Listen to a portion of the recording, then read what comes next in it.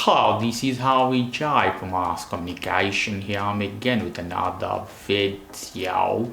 In this video I'm going to show you how you can stop your phone not to connecting any Wi-Fi, known or unknown. So how you can do that, because that could be very dangerous. In some places that can be connected with the unsecure network automatically, or some hacker can hack you the same way.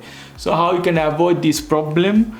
You have to go to your phone, go inside to your setting. Here you see in your setting you see Wi-Fi. Here go inside Wi-Fi option, and here at the bottom you have two options. You see ask for join to network. This one is the first. We have to deactivate. I click this one. You see you have three options: off, notify and ask. I hit off. Ask for join network.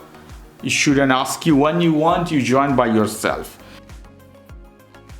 After that, the second one you see here, ask join hotspot. So whatever is open nearby, sometimes phone they connected automatically or somebody else connect to your phone. So in this I click this, I put never.